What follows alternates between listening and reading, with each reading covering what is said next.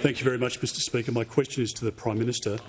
Prime Minister, the Foreign Minister yesterday claimed that Israel, in carrying out its defensive war against terror group Hamas, is breaching international law and should undertake a ceasefire.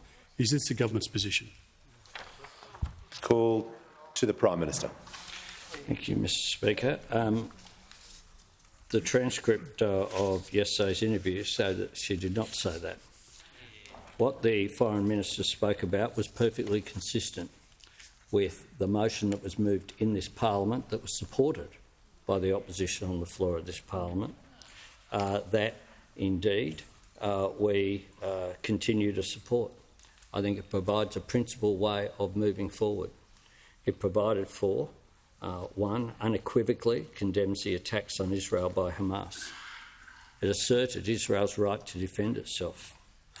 It also called for the immediate and unconditional release of all hostages. It condemned anti-Semitism. It went on to say, to recognise that Hamas does not represent the Palestinian people nor their needs and aspirations. It acknowledged the devastating loss of Israeli and Palestinian life and the innocent civilians on all sides are suffering as a result of the attacks by Hamas and the subsequent conflict.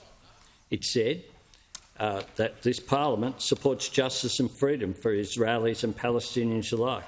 It said, which was backed up by the Foreign Minister yesterday, reiterates Australia's consistent position in all contexts is to call for the protection of civilian lives. The Prime Minister will pause.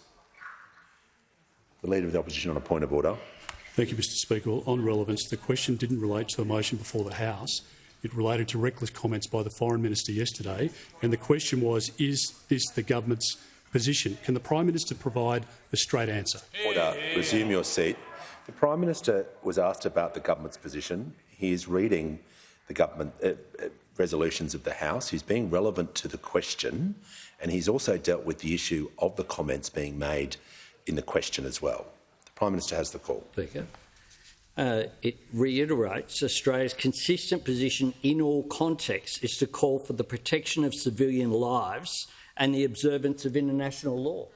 Now, the opposition voted for that a few weeks ago. Is that now not their position? Is that not their position now? It acknowledged what has unfolded is deeply distressing for many in the Australian community. It condemned all forms of hate speech. The position on the Middle East is a complex one and one that we know is causing great distress for Jewish Australians, for Palestinian Australians and for people of Islamic faith as well. We know that we have a responsibility to not seek to politicise these matters, but to engage in a principled way going forward.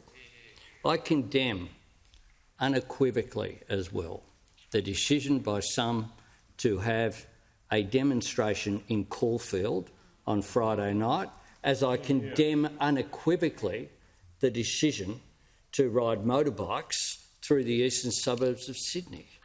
That sort of provocation, it is vital at this time that people in positions of leadership exercise that leadership in a responsible way. Order. And seek Prime to bring Minister's people time together. has concluded.